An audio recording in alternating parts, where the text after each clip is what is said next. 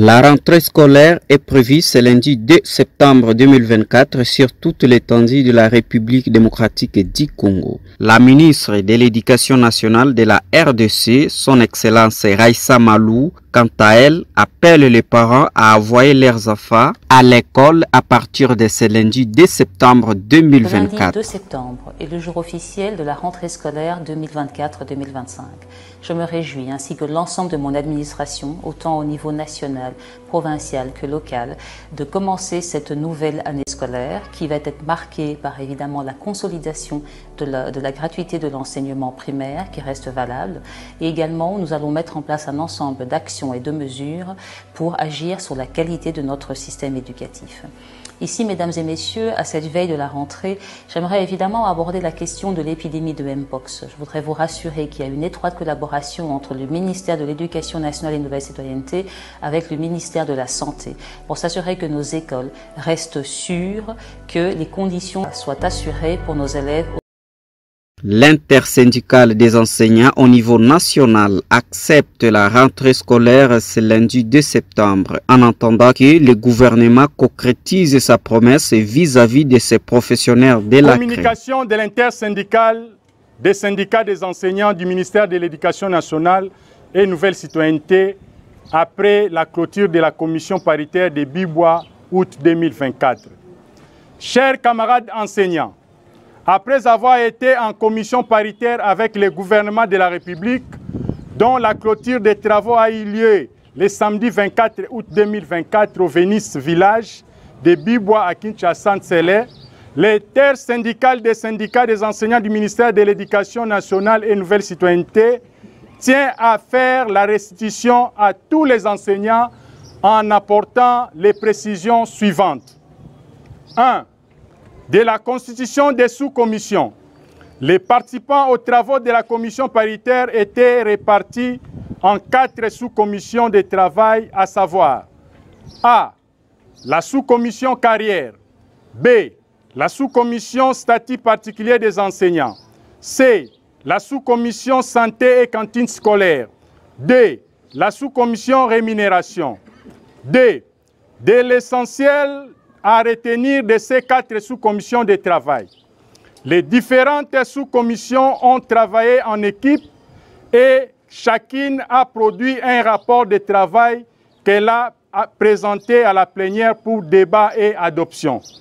À présent, il y a lieu de retenir ce qui suit par sous-commission de travail. A. Pour la sous-commission statut particulier, les acquis des réflexions de cette sous-commission après adoption sont les suivants. L'enseignant aura désormais le statut d'agent de carrière des services publics de l'État avec un numéro matricule de la fonction publique. Son salaire devient nominal et cesse d'être le patrimoine de l'école.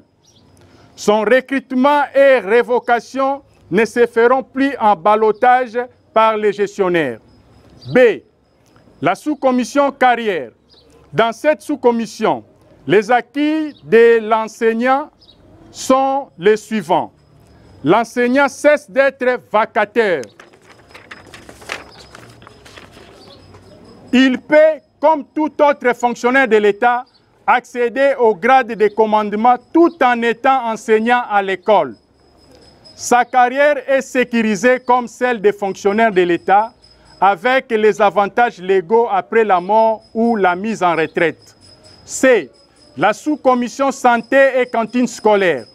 Ici, l'enseignant retiendra comme acquis l'adhésion dans les régimes contributifs de 5 000 francs par mois et par enseignant pour renforcer les capacités de prestation de la MESP et assurer à l'enseignant les soins de santé de qualité. Les réajustements de la subvention de l'État pour une meilleure prise en charge en soins médicaux. L'installation de la MESP dans toutes les provinces. 2. La sous-commission rémunération. Cette sous-commission a travaillé sur l'évaluation des engagements pris par le gouvernement de la République lors des précédentes assises et sur l'élaboration de la feuille de route en définissant les acquis prioritaires à mener pour une rentrée scolaire apaisée et garantir une paix sociale durant l'année scolaire 2024 et 2025. Là, après discussion, le banc syndical a accepté le réajustement salarial de 100 000 francs congolais par enseignant. Aussi, le gouvernement a pris l'engagement de payer ces 100 000 francs en 2 tranches, soit 50 000 francs par paye complémentaire du mois d'août 2024.